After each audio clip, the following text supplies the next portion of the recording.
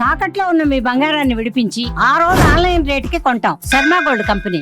నమస్కారం, నేను గీతాంజలి. సుమన్ టీవీకు స్వాగతం. ఇవాళ మనతో పాటు ఉన్న అతిథి శృంగేరి మహాసంస్థానానికి సంబంధించి ఉభయ తెలుగు రాష్ట్రాలకు సంచాలకులుగా వ్యవహరిస్తున్నటువంటి బ్రహ్మశ్రీ పసర్లపాటి శ్రీనివాస బంగారయ్య శర్మ గురువు గారు ఉన్నారు. వారితో మాట్లాడదాం. గురుగారు నమస్కారం అండి. నమస్తే అమ్మా. గురుగారు, మాసాలన్నింటిలోనూ మాఘమాసం ఎంతో విశిష్టమైందని చెప్తూ ఉంటారు. విశిష్టత మాట్లాడుతూ ఈ మాసంలో ఆచరించవలసిన పనులు, విధిగా చేయవలసినవి, చేయకూడనివి ఏమిటి, వచ్చేటువంటి పర్వదినాలు ఏమిటి, వీటి గురించి వివరించండి. మాఘమాసం చాలా విశేషమైనటువంటి మాసం. ఎందుకయ్యా అంటే శంకరాచార్యుల వారు పంచాయతన పూజ అని పెట్టారు. ఈ మాఘమాసంలో మొత్తం అందరి దేవతలకి విశిష్టమైన రోజులు ఉన్నాయమ్మ. మాఘములో ఆదివారము, సప్తమి సూర్యనారాయణమూర్తికి పూజలు చేస్తారు. మాఘ సోమవారం, అదేవిధంగా శివరాత్రి పరమేశ్వరుడికి విశేషమైన పర్వం. అదే మాఘ పూర్ణిమ సాక్షాత్తు దాక్షాయణి అమ్మవారు దక్షుడికి శంఖంలో సముద్ర తీరంలో దొరికినటువంటిది మహామాఘి అంటారు. అందుకని ఆ రోజు సముద్రంలో స్నానం చేయండి అయ్యా. మాఘ పూర్ణమికి స్నానం చేస్తే శక్తి మిమ్మల్ని వరిస్తుంది. మాఘమాసం సముద్ర స్నానం చాలా విశేషం, అమ్మవారికి సంబంధించినటువంటిది. ఇక మాఘ బహుళ చతుర్థిని సంకష్టహర చతుర్థి అంటారు. ఆ రోజే సంకష్టహర చతుర్థులు మొత్తం సంవత్సరం అంతా వస్తాయి. కానీ ఆ సంకష్టహర చతుర్థి పుట్టింది మాఘకృష్ణ చతుర్థి.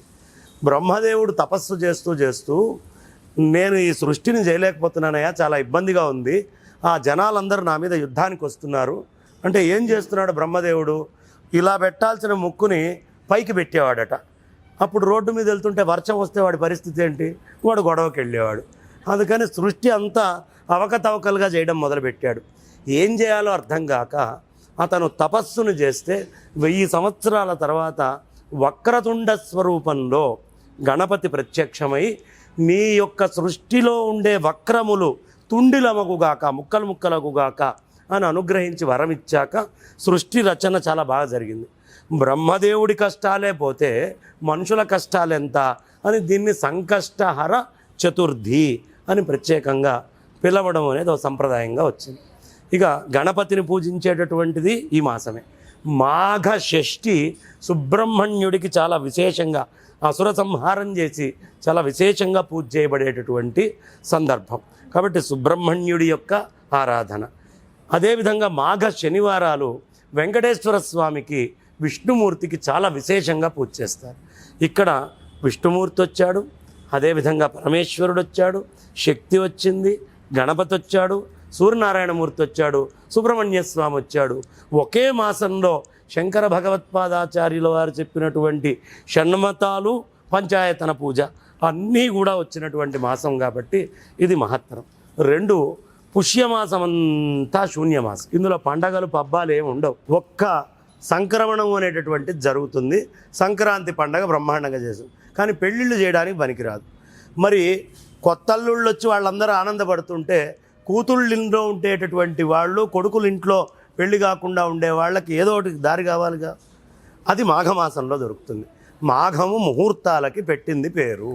మాఘ సమస్తమైనటువంటి పాపాలని హరించేటటువంటి మాసము మాఘమాసము. పాపం ఎందుకు హరించబడుతుంది అంటే సూర్యుడు తాను ఉత్తరాయణానికి మారాడు. మారినప్పుడు సూర్యుడి యొక్క కిరణాలు శరీరగతమైనటువంటి అనేక రోగాలకి మూలమయ్యేటటువంటి క్రిమికీటకాదులు, వాటికి కష్టాలని కలిగించి బయట ఇబ్బందులు ఇచ్చేటటువంటివి. వెనక ఉండే కార్తీకం ఇదంతా మృత్యుకోర అని చెప్తారు. మృత్యుకోర నుంచి బయటపడి నవోన్మేషితమైనటువంటి జీవితం ప్రకృతి అంతా గడుపుతుంది. ప్రకృతి అప్పటిదాకా పాతబడిపోయినటువంటి ఆ ఆకులు కింద పడిపోయి పచ్చగా రావడం మొదలు పెడతాయి.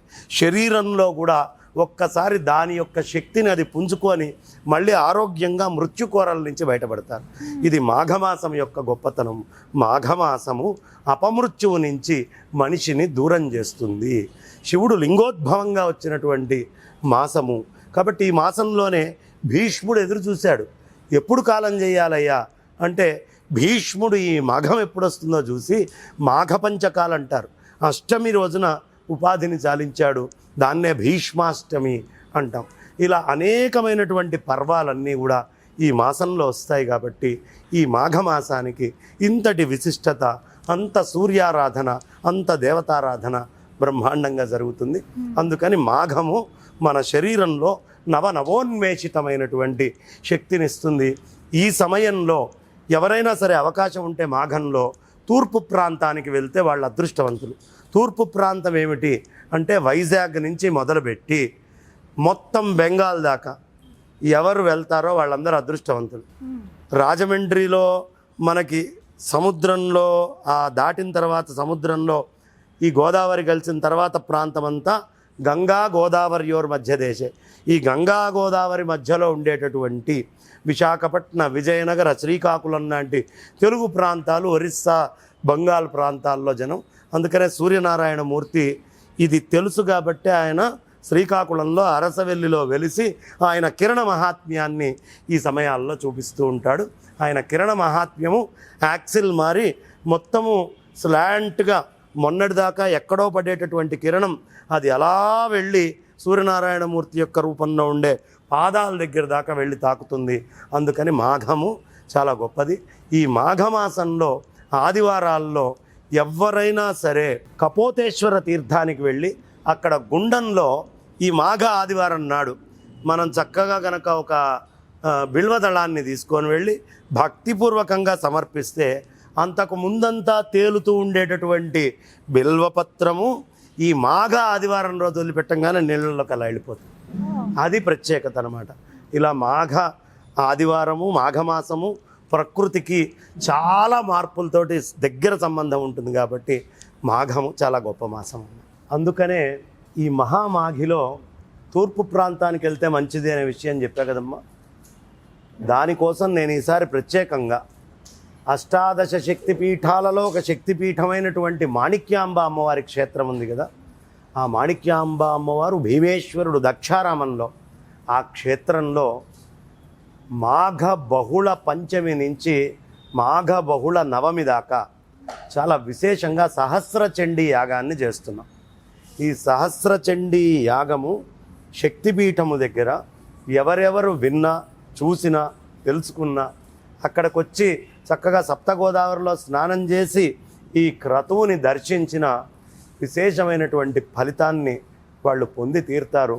అందుకనే దాక్షాయణి అమ్మవారు దొరికినటువంటిది కాబట్టి, దక్షారామం కాబట్టి, దక్షాయణి అమ్మవారు దక్షుడికి పూర్ణిమ నాడు సముద్రంలో అక్కడ దగ్గరలో దొరికింది కాబట్టి ఆ అమ్మ దొరికిన వెంటనే సహస్రచండీ యాగం చేస్తే చాలా విశేషము అనే ఉద్దేశంతో మా ఆంజనేయమూర్తి గారు అదేవిధంగా అక్కడ చాలా విశేషమైనటువంటి పండిత వర్గంతో రాజస్థాన్ ప్రాంతం నుంచి, మహారాష్ట్ర ప్రాంతం నుంచి అనేక మంది పండితులతో ఈ తూర్పు ఆ మహామాఘి కలిసి వచ్చేట్టుగా అద్భుతంగా సహస్రచండీ యాగాన్ని నిర్వహిస్తున్నాం.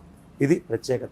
ఆహార నియమాలు ఏమన్నా ఉంటాయండి ఈ మాసంలో? కార్తీకంలో అంతా రాత్రిపూట దీపాన్ని వెలిగించుకున్నాం, రాత్రిపూట భోజనాలు చేసేవాళ్ళం, ఉదయం పూట తినకుండా ఉండేవాళ్ళం. మాఘమాసంలో ఉదయం తినండి, సూర్యుడి కిరణాలతోటి తిన్నది అరిగించుకోండి, రాత్రిపూట ఉపవాసం ఉండడం చాలా గొప్ప విషయం. ఇప్పటిదాకా రాత్రి ఎక్కువ, పగలు తక్కువ ఉంది. ఒక్కసారి సూర్యనారాయణమూర్తి ఉత్తరాయణానికి రాగానే పగలు పెద్దదైపోతుంది, రాత్రి చిన్నదైపోతుంది. కాబట్టి రాత్రిళ్ళు తక్కువ, ఉదయం పూట ఎక్కువగా భోజనం చేస్తే సూర్యుడి కిరణాలతో అరగాలి. అదే కార్తీకంలో చంద్రుడి కిరణాలతో అరిగితే మంచిది. సమతౌల్యంగా మధ్యలో ఉండాలి. కాబట్టి అలా చక్కగా ఆహార నియమాలు. స్నానం, మాఘ స్నానం చాలా విశేషము. గంగా గంగేతి యో బ్రూయాత్ యోజనానాం శతైరపి ముచ్యతే సర్వపాపేభ్యో విష్ణులోకం స గచ్చతి అని మంత్రం చెప్పుకొని స్నానం చేయాలి. నందిని నళిని సీత మాలిని చ మహాపగ విష్ణు పాదాబ్జ సంభూత గంగా త్రిపథగామిని భాగీరథి భోగేశ్వరి జాహ్నవి భోగవతి జాహ్నవి అనే అనేక నామాలతో ఆ తల్లిని కొలుస్తాం. ద్వాదశైతాని నామాని ఎత్ర ఎత్ర జలాశయే స్నానకాలే పఠేన్నిత్యం మహాపాతక నాశిని.